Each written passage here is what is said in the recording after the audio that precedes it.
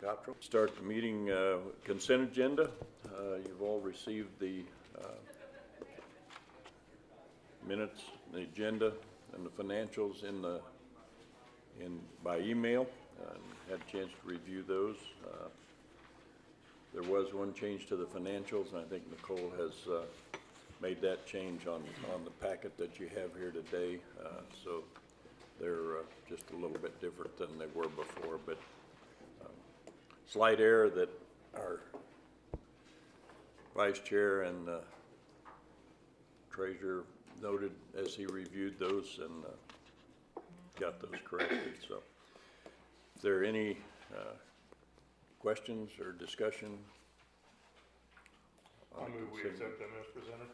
Got a motion and a second. Is there any further discussion? Not, all in favor of the motion say aye. Aye. Aye. Opposed, same sign, motion carried. All right. Move on to public comments.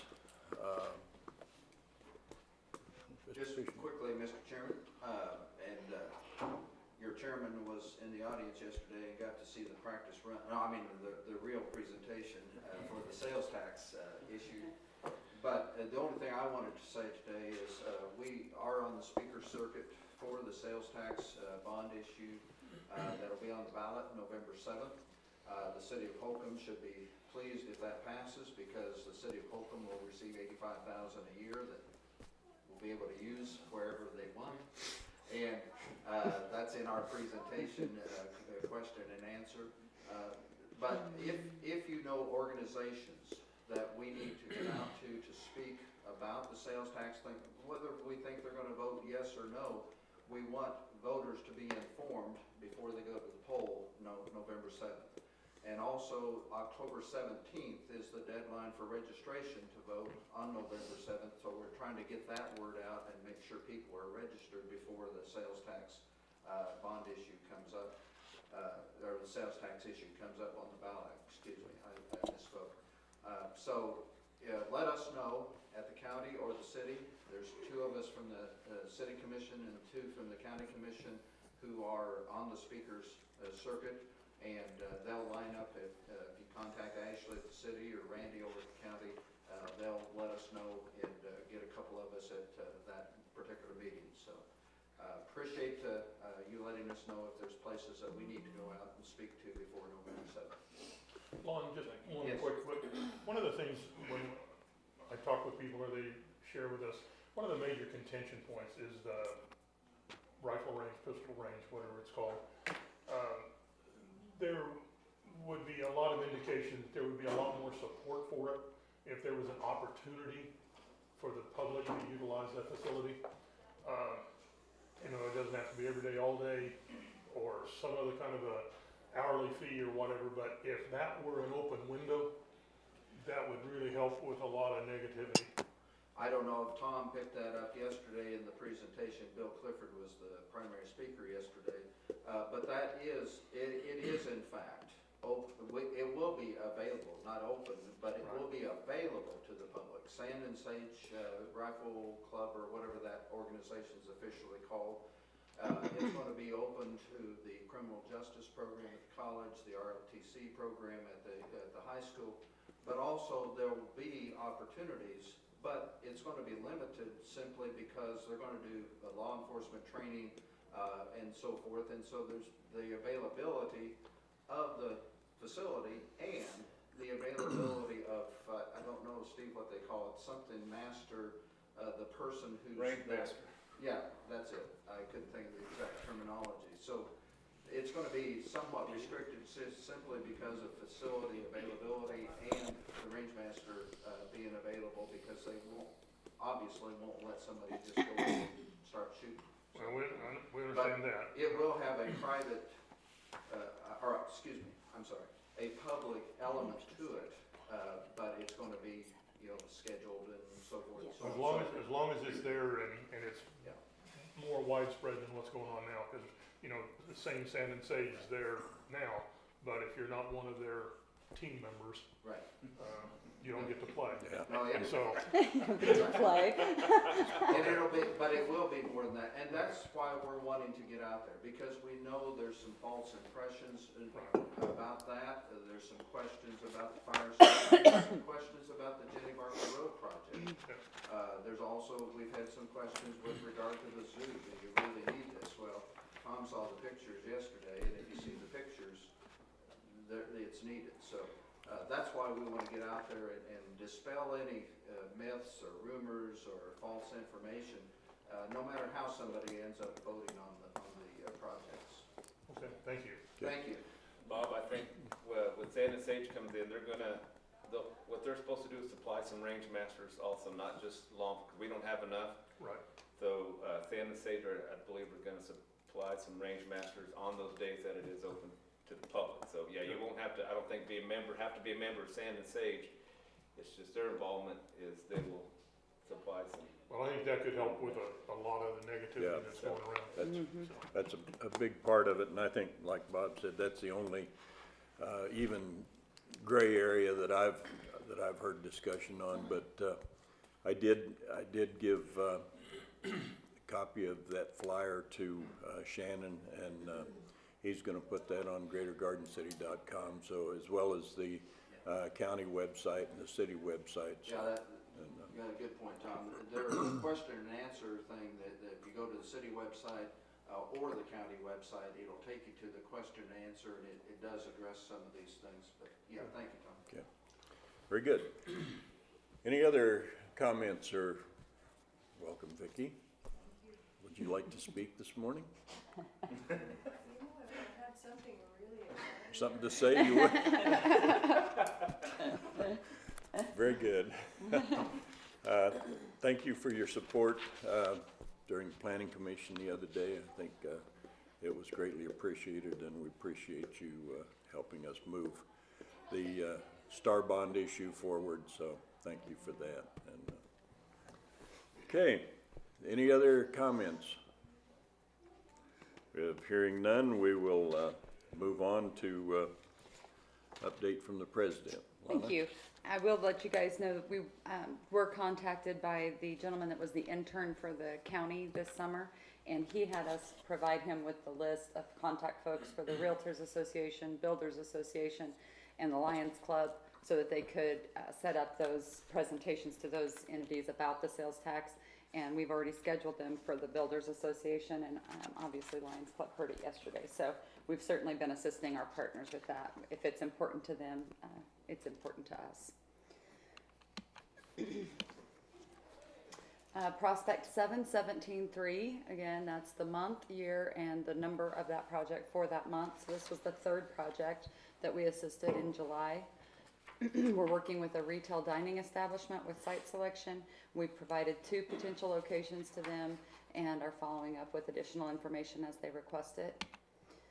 7172 is a local entrepreneur that's working on a downtown retail business. They have applied for e-community funding, which, if you don't remember what that is, that's a program that we, through economic development, sold tax credits in the community, and those tax credits stay local to fund this e-community fund. So it really is designed to be a gap financing tool, basically the difference between what they can borrow, what they have already, and whatever piece is left of that, e-community can step in and fill that. So we do have that application out there.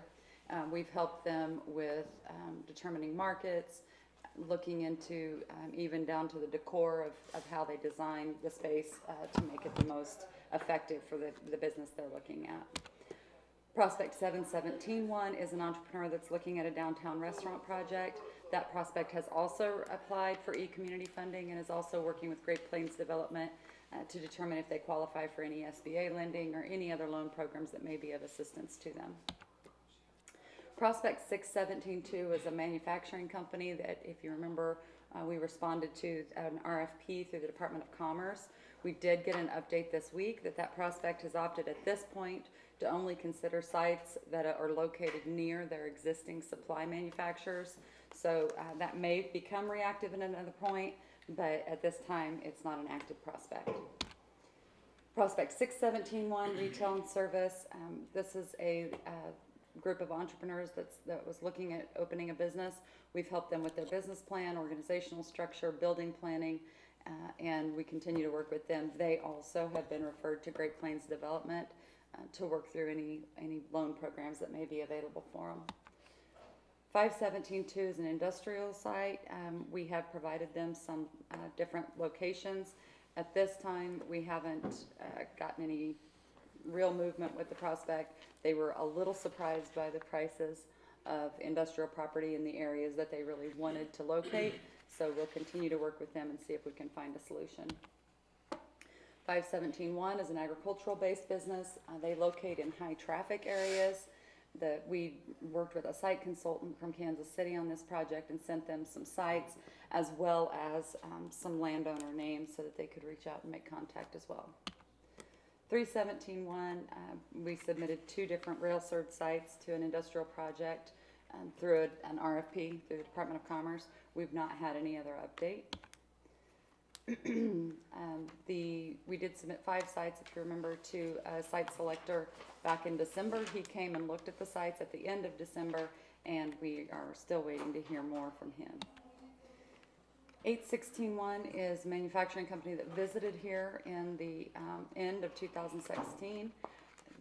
We have reached out to the Department of Commerce several times for further updates, but have not received any additional updates at this time.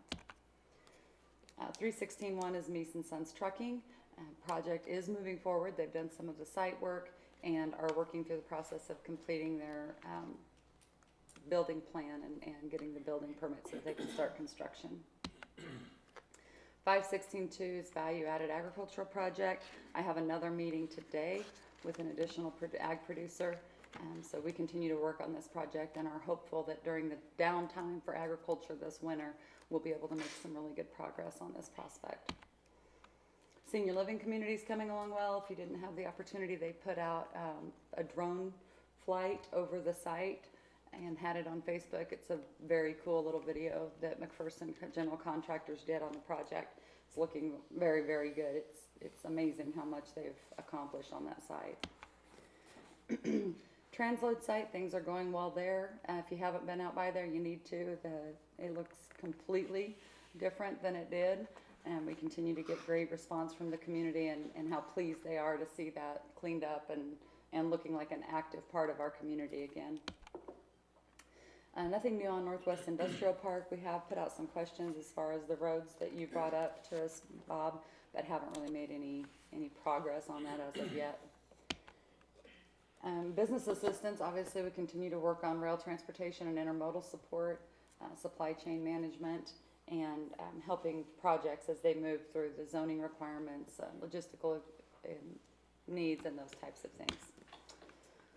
August meetings, we did have a tax abatement committee meeting after our last board meeting, and then took that to the county commission where it was approved. They entered into a memorandum of understanding with Wind River Grain for a 20% tax abatement. And we helped a commercial realtor here in town with some marketing assistance on some buildings that he had, and we've created some very good marketing tools that we're able to use and he's able to use as well. I guess I should note it. On August 4th, Tom and I met with Prowers County Economic Development, that's Lamar, Colorado, and visited with them. They asked to meet just to talk about things that they might be looking at doing and how they might design their economic development organization, how they might create communication between their partners and those types of things. So that was a good discussion, I think. We did a lot of stuff. Might mention that this Friday also, I'm going to sit down with Haskell County. Yeah, thank you, because I People didn't have from that one on Haskell here. County, you got that on there? I don't have it Oh. on here, so thank you. This morning, after the board meeting, I will go to Dodge for a meeting with the Mexican consulate out of Kansas City.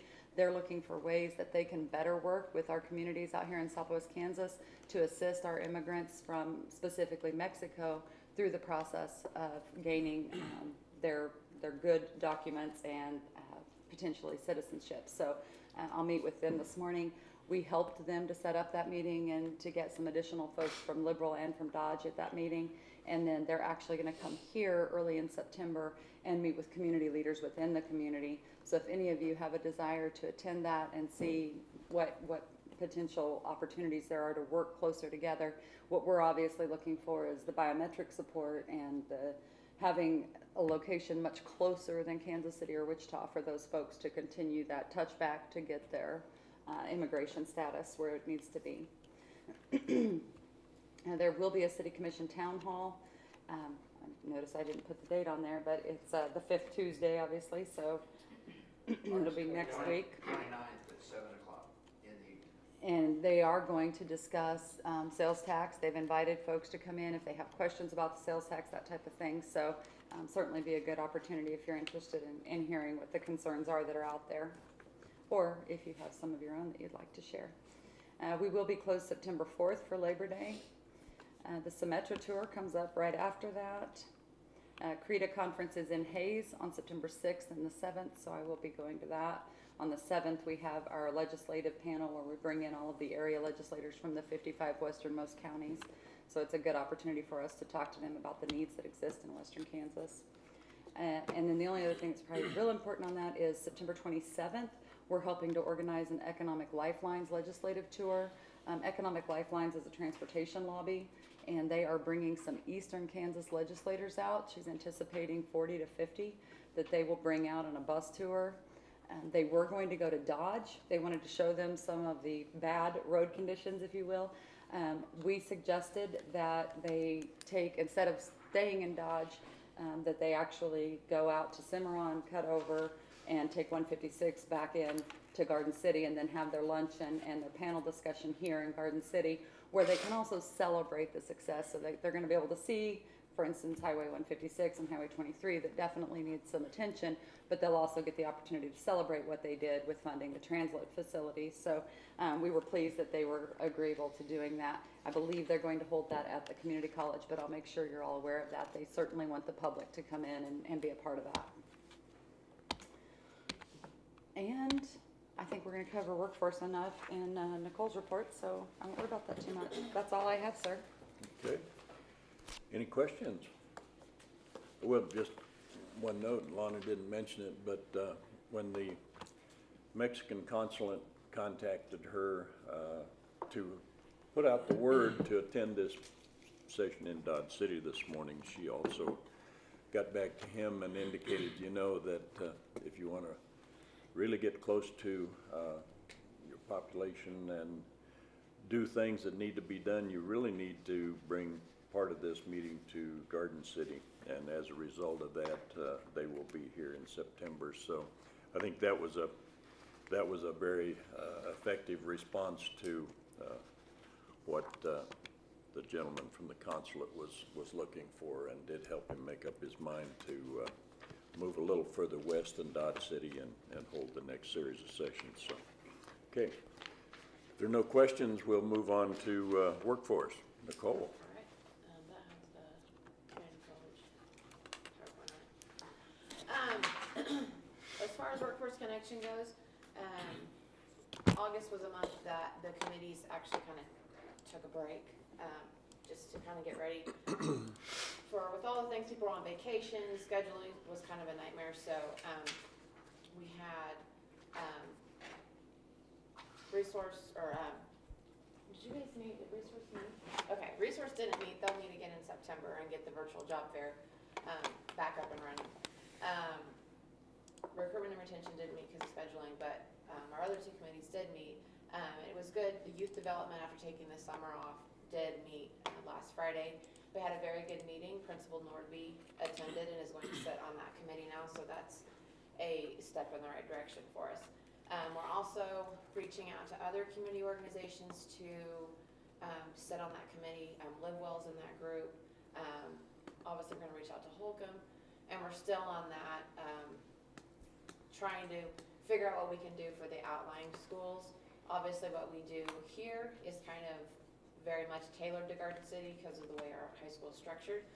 We can actually take the traditional format of building bridges and open it up to the area, which is something that we're looking at doing. Principal Norby had some really good suggestions about how we could better serve the high school and the school district as a whole with the building bridges concept. And so this year, we're still doing building bridges, but we're not gonna have that formal, everyone get together and share your email address and contact information, because we feel like we may have beat that to death. We had a frustration on both sides of employers saying, I've given you my contact information and no one has contacted me. So We kind of took the summer to figure out what we needed to do to fix that problem. And Principal Norby suggested that we go ahead and act on that list, and those people that were interested, get them in, and if that means we get more people interested, great. If not, we really do have a pretty good list already. So we're gonna do some more individualized seminar type presentations in the academies. So that would be 4 to 6 presentations throughout this school year that we'll do. So next month we meet with each academy principal to determine what their specific needs are in that academy and what they would like to see us present to the kids. Sophomore, junior, senior are obviously going to be very career-driven, education opportunities, job opportunities, things like that. Freshmen, because they are still in their, formative years and they don't do their career cruising module until January. It really gives us an opportunity to go in and teach some things about some soft skills, but also about a more wide range of, hey, these are the things that are available here. Don't get so tunnel vision that, hey, I have to go to Kansas City to do this, or things like that. So we're also going to be able to take that program that we're taking to the freshmen, and we're gonna offer that in the middle schools as well. So that's what we're doing with the school district. Like I said, we're going to be reaching out to Holcomb to see if they would possibly be interested in hosting a regional building bridges for all the smaller schools and see how they feel about that. That would probably be offered in the late winter to early spring, like we've done in the past. So that's where we're at with building bridges. Lana has had quite a few meetings with Dr. Swinder. As you may or may not know, they've had some turnover in their workforce development department. We took this presentation to them a couple months ago. At that time, they hadn't had the turnover, so obviously receptive to the idea, but it was more back burner. Well, when their turnover happened, this was kind of like, okay, emergency situation. We need to figure out what we need to do. You guys, I think, have already seen the proposal of what we took to Dr. Swinder. Obviously, their goal is to keep their dean on, which is what they're going to do. They need some significant help in the marketing portion of the career and trade programs that they're offering. They're going to continue to handle the Board of Regents side of things. We don't have to worry about accreditation or anything like that. Our role will strictly be in helping them to market their existing programs, but also sitting in and saying, hey, these are some services or classes that we need offered in the community. What can we do to get that going? If there's a different, we've talked about like a building trades program, doing something like that. We've also obviously have a very good relationship with Workforce One, and she has agreed to continue to help us on the side of researching grant opportunities to apply to the college that will allow us some funding to either get the equipment or the classes or whatever it takes to get us some more usable programs at the college. So I think it's going to be a trial and error thing right now. We're going to see obviously what they're offering, try to fill those classes, and it may come down to hey, we're marketing these classes and maybe it's not something that we're needing in the community right now. So I think it's just going to be total supply and demand type situation. So as you can see there, those are kind of, we gave them a menu of things that they could choose from. Those are some things that we brainstormed and came up with. Obviously, the business development type breakfast that we had earlier in the year, that's something that the college could easily pick up and offer as half-day or full-day credits. They already have their technical advisory committees in place, but we would be happy to assist with those to make sure that that information from those committees is truly getting to the people that it needs to get to, the ones that determine the programs and things like that. Obviously, we'll assist with the marketing. Career programming has been a huge thing from employers that we've said, even just a customer service type certification would be awesome if they could offer something like that. So sitting down with them and determining what their capabilities are there. Obviously, utilizing our existing special populations program to work with the corrections, Mosaic, Compass. Refugees, immigrants. Yes, that obviously need a more specialized type training, but that are eager to get back in the workforce. And like I talked about with Workforce One and the grants, there are plenty out there, and that is Workforce One's specialty, and she is more than willing to help us on that side of things. So that's where we're at with that. I believe we're pretty much, Chuck Pfeiffer is the new Dean of Workforce Development, so we've already made contact with him, and we actually had a situation yesterday where we hooked them up with someone that's interested in teaching a QuickBooks class, so, it's already seemed to be working out very well. The communication lines are open, which is good, so I think it should work out well. That's all I have, if you guys have questions. I do one on that part where you said working with like Department of Corrections and Mosaic and Mhm. stuff like that. Is there somebody, I mean, do you guys have a list of businesses that are like people Felon that friendly? felony friendly? That's actually what they call it. Okay, felon good. friendly. But can we have a lot of officers on the street that try to help people and they try to get them on the right path? They say, well, nobody will hire me. So Yeah, I've had several come since I know I'm on this board, want to know if there was any central location they we go actually and do have a list. I believe that Kansas Works has it, and I can get it for you and send Okay, it to yeah, you so you that guys would know. be great. 'Cause But yeah, they actually do. It's crazy that it's called that. Do you Yeah. have the core district on this? Yes, I do. Glad I changed it out then. My apologies. Tap dance for a Jumping minute, back to the I'll get it building back in. bridges and the Holcomb outreach, I think there's also an organization, if you will, in Southwest Kansas Mhm. school districts that might be just a touch to them. And you say, okay, this is available if, as a group they wanted to hear about it, or if there's an individual school.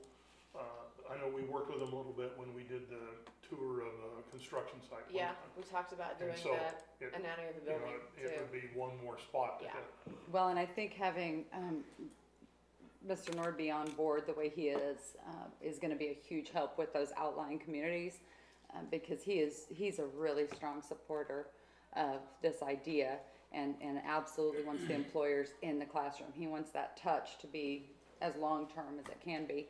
In addition to that, when I was visiting with the community college and Mr. Pfeiffer about this, they agreed that building bridges would be great at the community college level too. They would like to have more employee involvement, even if it's not in necessarily a trade class, but even if it's just going in and visiting an academic class and talking about the opportunities.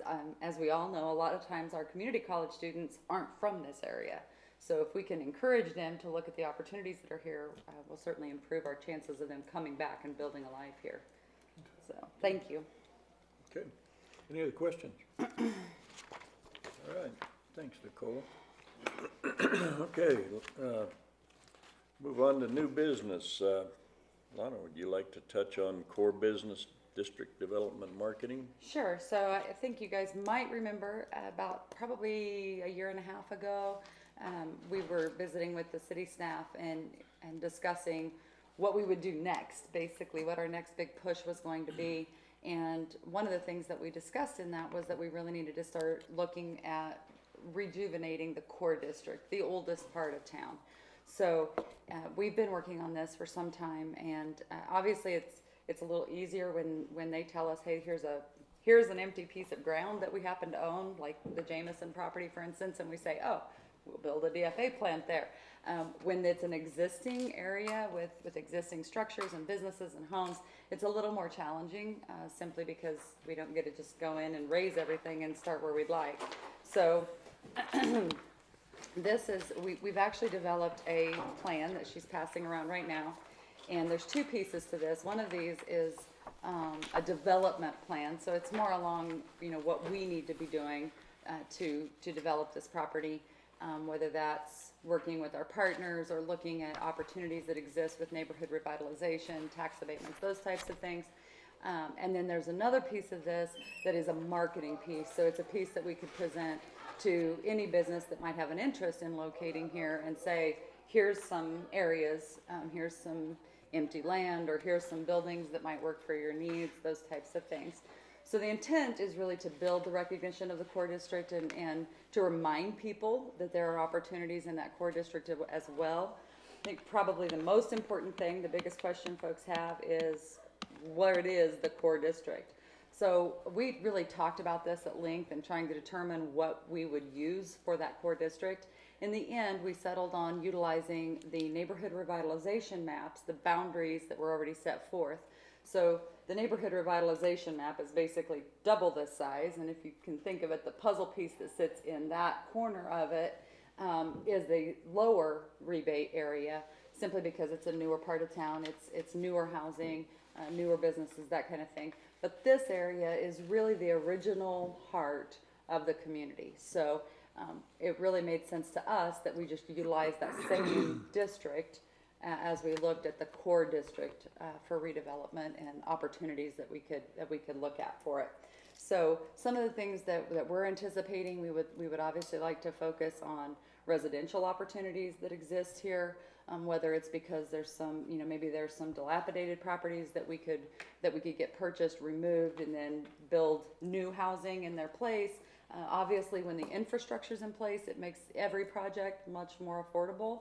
And that's the really costly part of all of the new housing subdivisions that we see, is really extending that infrastructure to it. So having the streets in place, having the water, the wastewater, all of those things in place makes it easier to develop in this area. So really all we need from you today, and you certainly don't have to offer it today, but what we would appreciate is just a consensus from you that you agree that this does address that goal of ours to really look at that core district and allow us the opportunity to move forward in working with our partners, both at the city and the county, and also reaching out to, obviously Downtown Vision has a piece, they should be concerned about this simply because of the district, and certainly the downtown district does fit within this core district.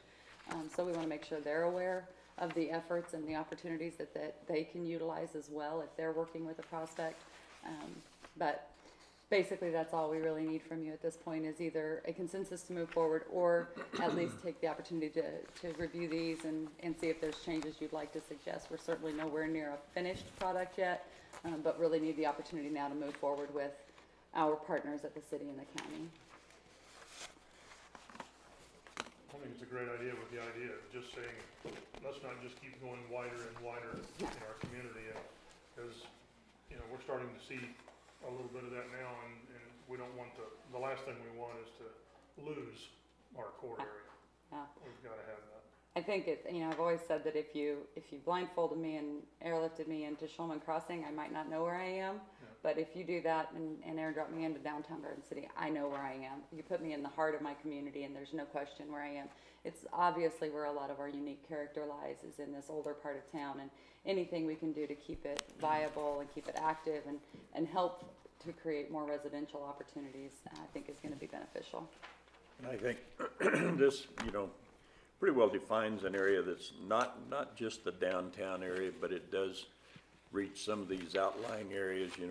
It goes clear out even beyond the tracks on the west side of town, and it goes partially out to Campus Drive on the east side of town, and north-south takes in, a lot of that area that would be considered the older part of the community. So I think it's very worthwhile there, and like Bob said, the fact that we bring some attention and focus back into this, not just the downtown, but the actual core district of the community. So It's certainly one of the biggest concerns we hear from community members is, don't forget the old part of and town. we've got starting to see a lot of business development in the 8th Street area, where things are starting to get a little bit revitalized there a little bit, and even on out, towards 5 Points and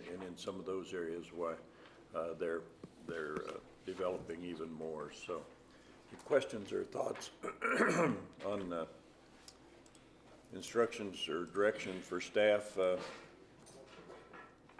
I think it's very worthwhile. I think it's something that we can put some effort into. It's indication from city partners that they don't want to forget this core area. So You update all of these studies, whether it's downtown or whether it's housing or whatever. This trade area is really an awesome deal, but it's 8 years old. Yeah. Is it based on census type deal? We have to wait till something's No. finished, or what's involved with getting it quote unquote up to date? We've been visiting about that, and where we got that from was a retail study that was done, basically to help promote the idea of Shulman Crossing Right. being a good opportunity. So, yes, at this point, we definitely need to update that. I think it's a matter of who's gonna call for that study, and it may well be us, and that's fine if it is, but it certainly needs to be updated. And I don't know if you guys, I'm sorry to interrupt you if you noticed, but the downtown marketing plan that they just went through, they actually reduced the size of the trade area based on their belief that downtown couldn't attract as many people as the rest of the community. We've included both in, we asked them to include both, in their downtown plan, because we truly believe that if we're bringing them to the rest of the community, it's a matter of creating a reason for them to come down into the core district. If we do that, if they're already here, and we create an opportunity and a reason for them to come to the core district, we believe that trade area is that large. It's a matter of creating something that will attract them to the core district. Yeah, because So we really don't want two different sets of numbers for the same community. that was exactly our push, and that's why we asked them. We obviously, it's not our business to tell them not to use the trade area that they had chosen, but we absolutely wanted the other listed in there that, the truth is that Garden City as a whole can attract this many people. If the opportunities were right, there's no reason they wouldn't go to the downtown area. Okay. Thank you. Shannon?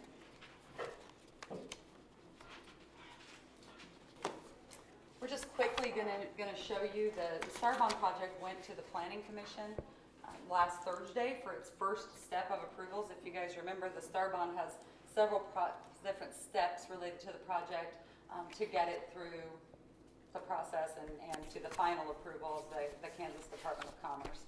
So Shannon's just going to show you a quick little walkabout that he's made that shows you where we've kind of landed on as a Starbond project. We as FCEDC have been representing the private investment side of this. Starbonds require that there be a private investment.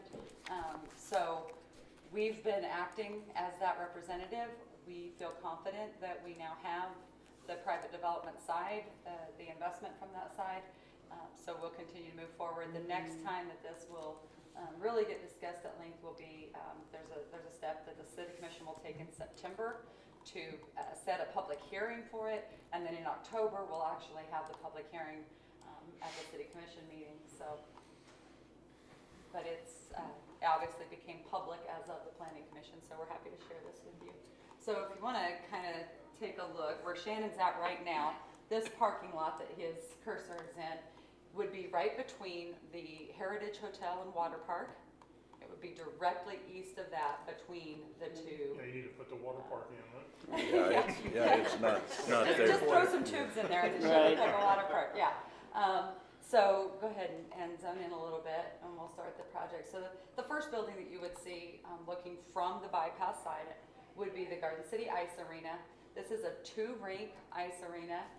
It would allow, one side would have more seating to allow for championship type events, semi-pro hockey teams, ice skating, figure skating, open skating, whatever you'd like to have. That's available in the ice rink.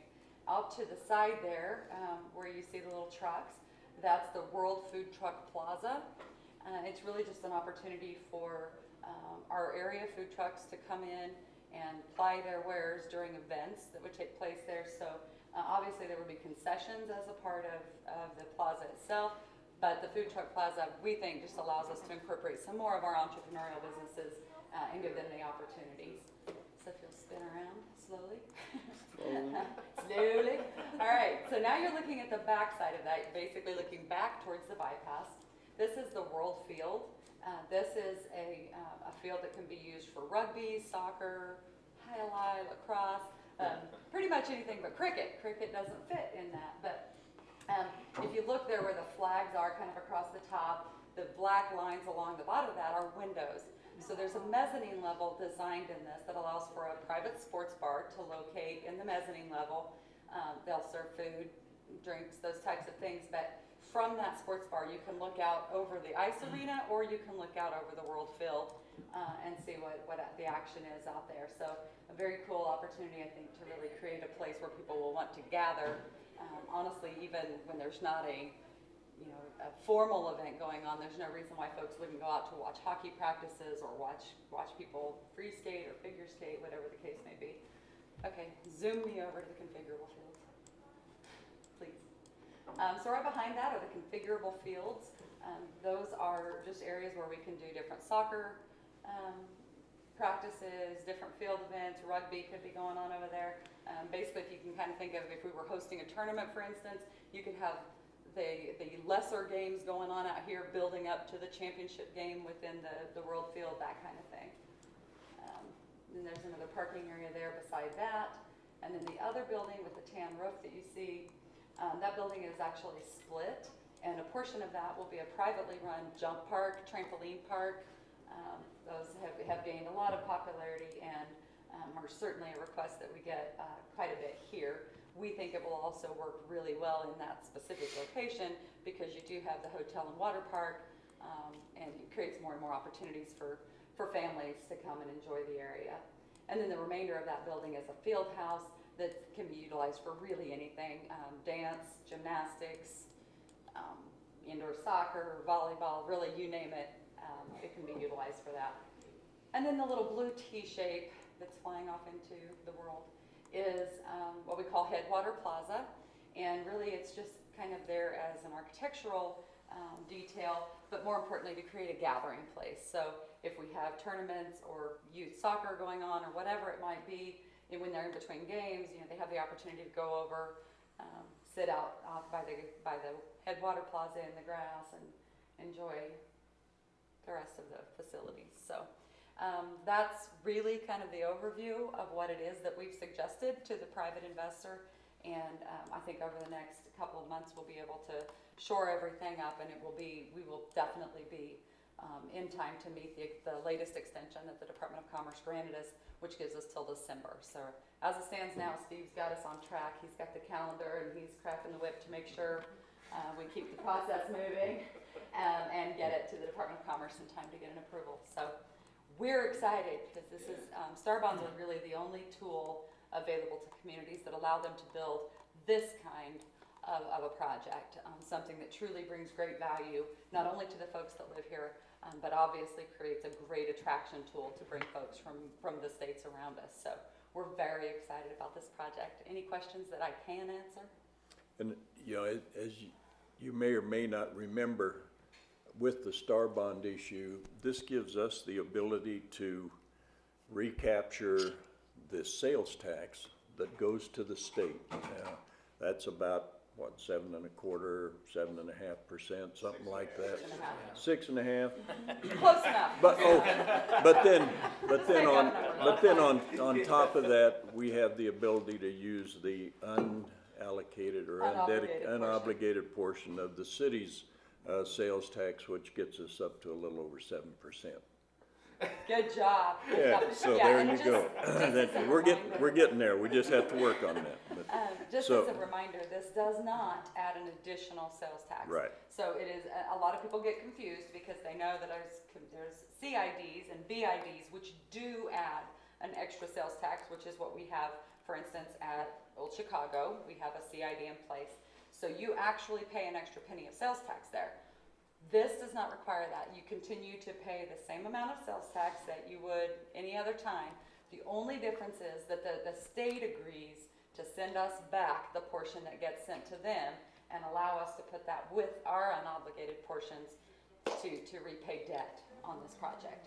So, this allows the city or whoever to sell the bonds and then use this sales tax payment back for debt service and debt liquidation. So it actually works as a great tool for the community if you can show the Department of Commerce that you can provide these things and that you can draw the crowds and everything that are projected, why you can use that sales tax portion to it. Now, also, there's a whole lot more to the Star Bond proposal than just a couple of slide pictures, you know, if This, you had a chance this to review is the what whole the packet. project It's, plan looks like.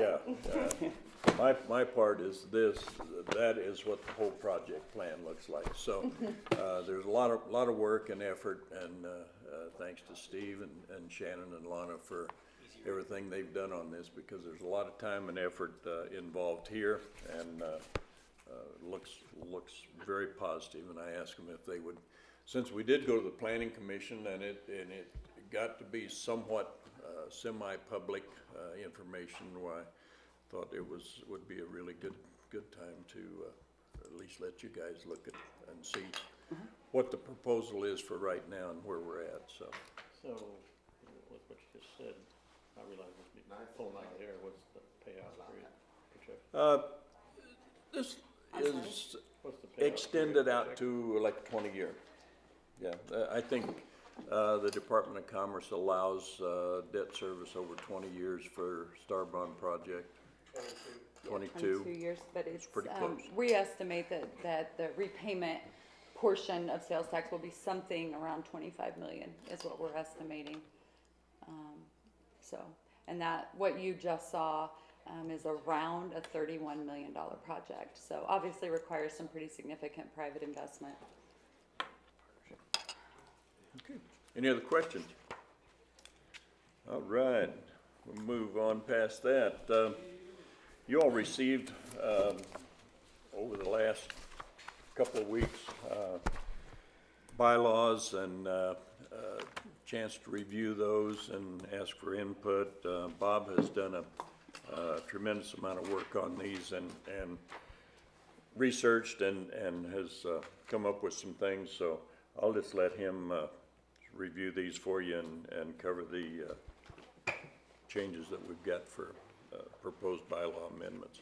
Well, about 5 years ago, the last time we went through them in any detail, and as always, any kind of a living document, little things change, and probably the first and obvious one was when we changed location of offices, and your bylaws indicate that, so we changed that, and I'm just gonna highlight the quick and easy changes that we put in there.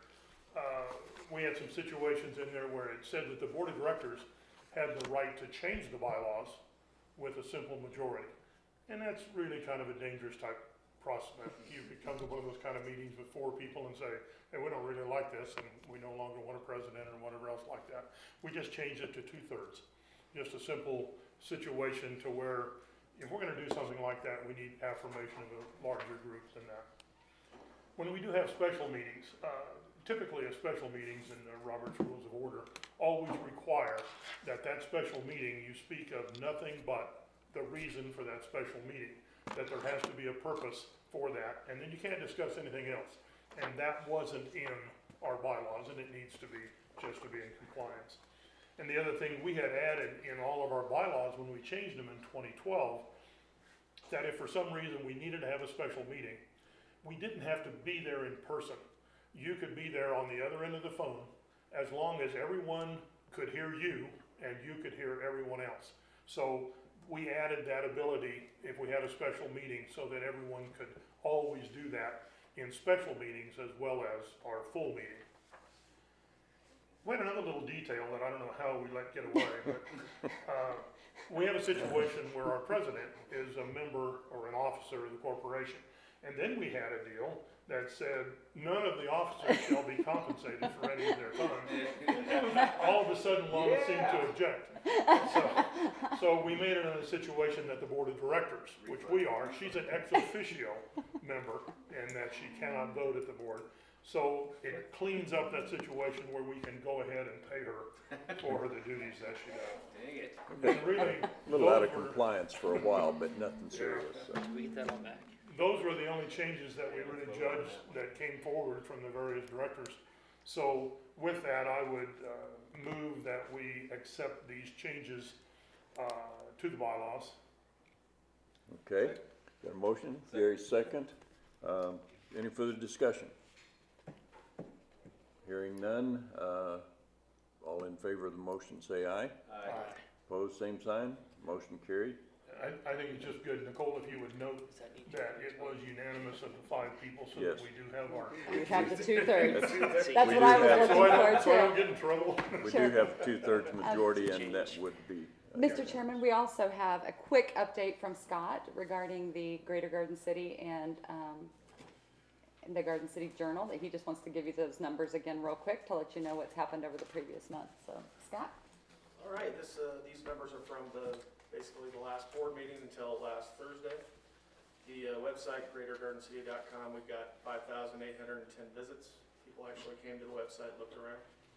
Our Facebook page is Garden City Journal and greatergardencity.com, or Greater Garden City, just Facebook.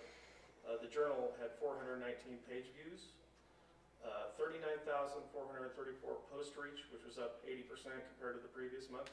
And post reach is just the number of people where the posts circulate through their feeds on Facebook.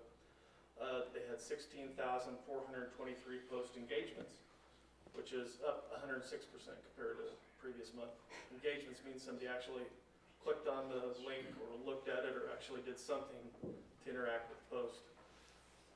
Greater Garden City, we had 125 page views, 4,188 post reach, and 873 post engagements.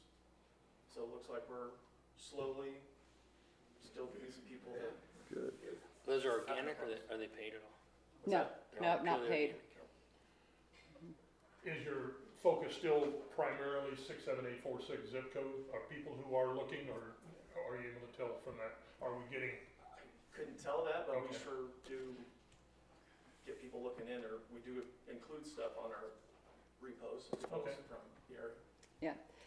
And one of the discussions that Haskell County, who's coming over to meet with us Friday to talk about economic development opportunities, one of the things they wanted also to discuss was the opportunity to utilize Greater Garden City to push more of their events, to talk about the things that are happening in Haskell County. So it's obviously the word is starting to get out there, and we're really excited to have those area communities take advantage of that opportunity to really talk about the good things happening in their communities as well.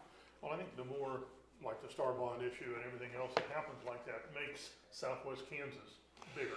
That's what we've got to do. Keep Absolutely. focusing, because it's not just about Garden City, Finney County. Yeah.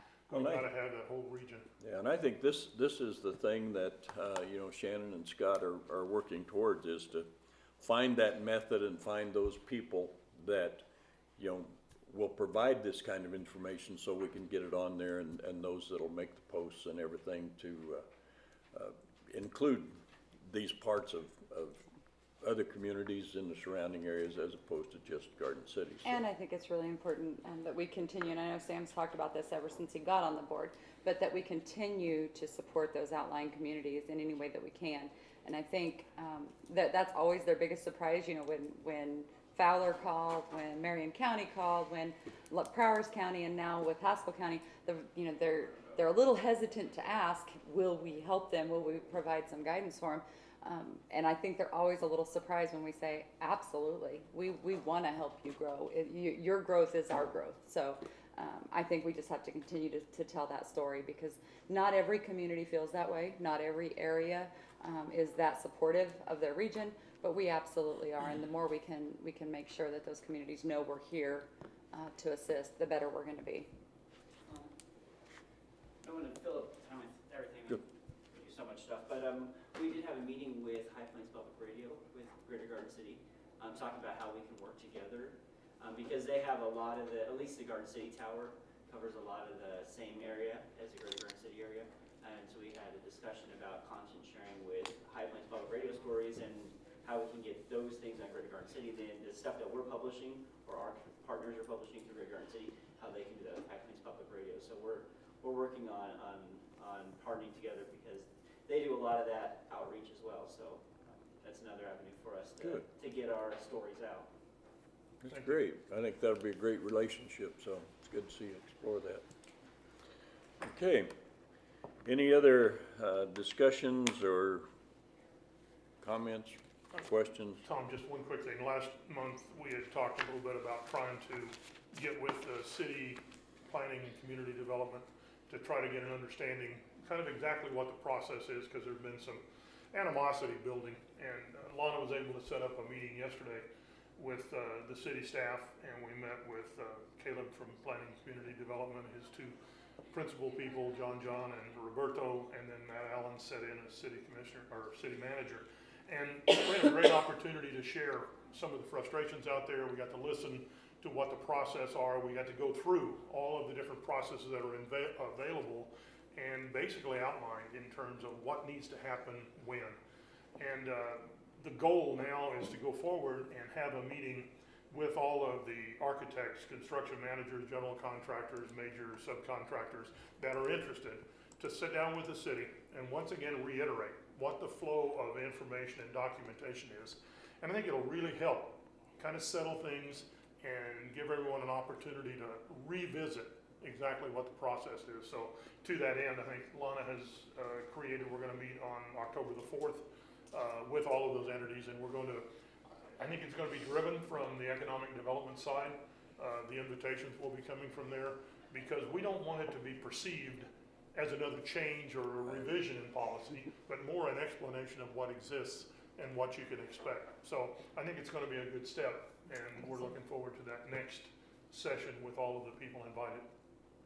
So Good. that's what's I think this, and keep in mind that not only does this affect the city, but you know, the city planners and everything also contract with the county. So we've got county-wide information here that, you know, is very beneficial, and I think it's really good that you've been able to put together this meeting. I appreciate hearing that. We did discuss this some last month to try to figure out a way, and I think that if you know, a document or a plan, if you will, can be developed where anybody coming to Finney County that wants to build a business, do business, create a business, anything, if you've got something that they can look at to see, here are the steps, here's where you go, this is who you talk to, I think